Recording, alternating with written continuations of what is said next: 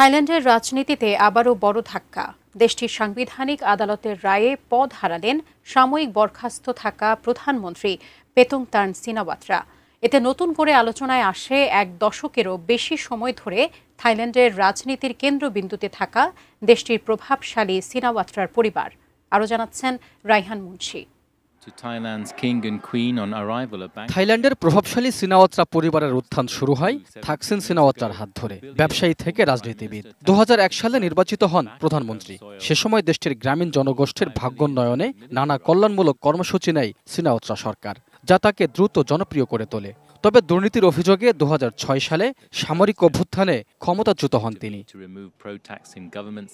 এরপর ক্ষমতায় আসেন থাকসিন সিনাওয়াত্রার বোন ইংলাক সিনাওয়াত্রা। দেশটির প্রথম নারী প্রধানমন্ত্রী নির্বাচিত হন তিনি।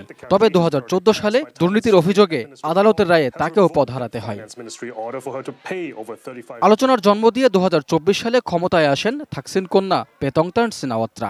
দেশটির ইতিহাসে তিনি ছিলেন সর্বকনিষ্ঠ প্রধানমন্ত্রী। সম্প্রতি কম্বোডিয়ার সাবেক প্রধানমন্ত্রী হুন সেনের সঙ্গে ফাঁস হওয়া একটি ফোনালাপকে কেন্দ্র করে বিতর্কের মুখে পড়েন তিনি। ফাঁস হওয়া ফোনালাপ নিয়ে পেতংতার্ন দুঃখ প্রকাশ করলেও নৈতিক অপরাধের অভিযোগে দেশটির সাংবিধানিক আদালতের রায়ে শেষ পর্যন্ত তাকেও পদ ছাড়তে হয়। থাইল্যান্ডের রাজনীতিতে বরাবরই চোখে পড়ে একই চিত্র। জনগণের ভোটে নির্বাচিত হয়ে আদালতের রায় বা সামরিক অভ্যুত্থানে পদ ছাড়তে হয়েছে দেশটির জনপ্রিয় নেতৃত্বকে। Raihan Munshi, desk report, ATN news.